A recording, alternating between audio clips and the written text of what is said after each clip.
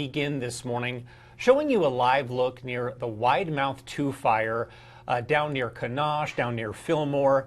You can see some really smoky skies right there. Not seeing a whole lot of flame activity this morning, at least from the angle of our cameras.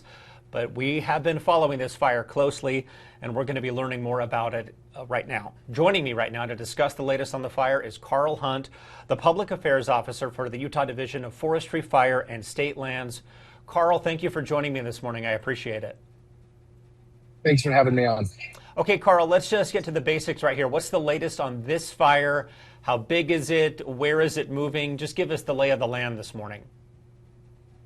So right now the fire is at 68,353 acres with 0% containment.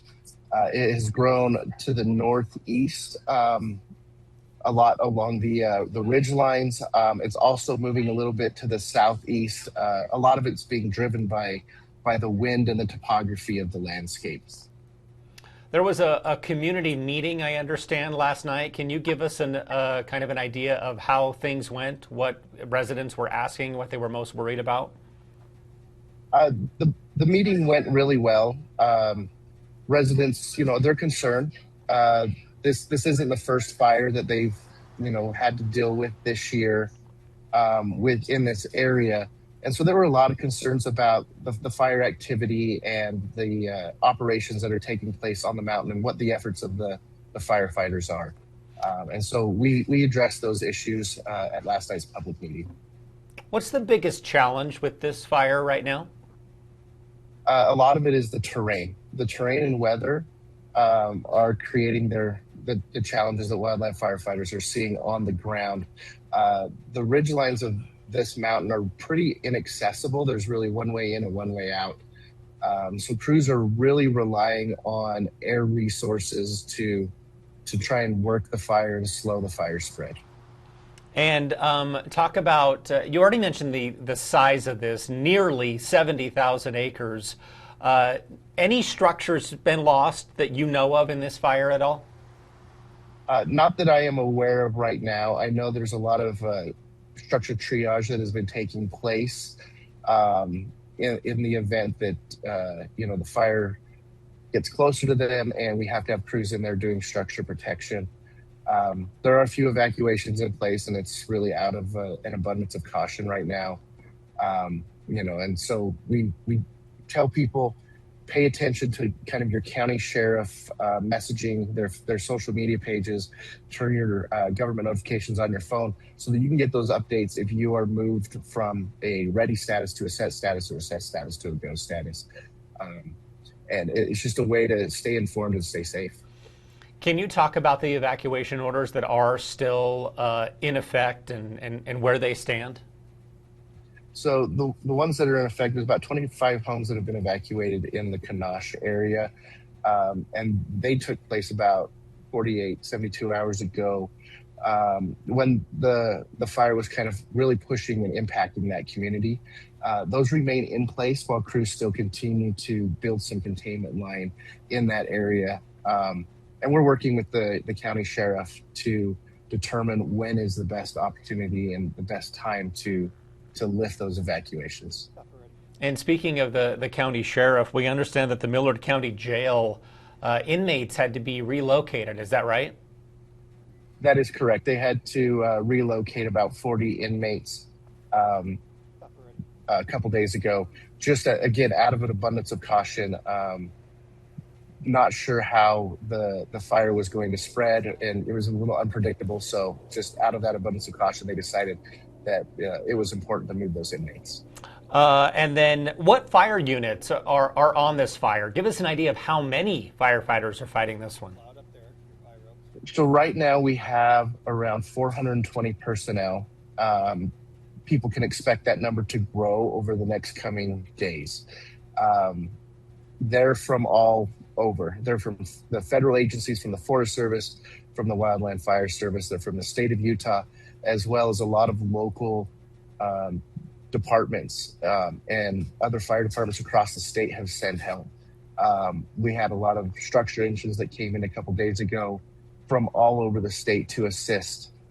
So this is really an interagency effort as multiple agencies here within the state of Utah are really working to battle these flames. And now this fire also spans 2 counties. It's moved into Sevier County. That is correct. It's starting to impact Sevier County, and smoke from this fire is reaching and impacting kind of the Richfield area of Sevier County. Karl, before I ask you some questions on fire season in general, anything else you want to let us know specifically about the Widemouth 2 fire? Any to let our viewers know? It's a very visible fire. People are going to see smoke, especially if they're traveling up and down the I-15 corridor here through Millard County. We just ask people to kind of avoid the area, let fire crews do the work that they need to do. This is a very active fire still, and we're going to have crews around it for a few weeks. So just bear with us and let us do our job and work to extinguish the flames. Karl, I want to ask you about fire season in general. It is only early August. We had a really roaring start to this fire season all the way back in June. I mean, just talk about what we're facing, what we have faced so far this summer, and what might still be ahead. Yeah, it is extremely dry out there. That the drought that we have experienced here in the state of Utah has really contributed to the extreme fire behavior that we have seen with a lot of the large fires here in the state. And we had a little reprieve in July with some of the monsoon moisture, but it wasn't enough to really change a lot of the conditions. It just moderated some of that activity. And so as we go into the heat of August, things will continue to dry and be very extreme on the fire front. So we just ask people to take a few extra steps to not put a spark on the landscape. The Widemouth 2 fire, is lightning caused, but us as citizens of Utah have the ability to not put fire on the landscape and limit those human-caused fires. So just be extremely careful outdoors and not do something that would spark a wildfire. And of course, our firefighters across the state, even some in from other states, I mean, they've got to be exhausted at this point. Yes, and it has been a very long summer, and we're not through the summer months yet. And it's just not here in the state. It's the entire western United States that's feeling that pinch. The Great Basin has moved to preparedness level 4, which is the second highest level. And that just means that resources are stretched thin. And so by, us doing what we can to not spark a wildfire here in the state, it goes a long way in helping those resources. Well, Karl, it's always nice to chat with you. Unfortunately, we're chatting with you under these circumstances. So I have an idea we'll be checking in with you again. So thank you so much for updating us on the Widemouth 2 fire, but also conditions around the state. I know you're busy as well, so thank you. We appreciate your time. Thank you.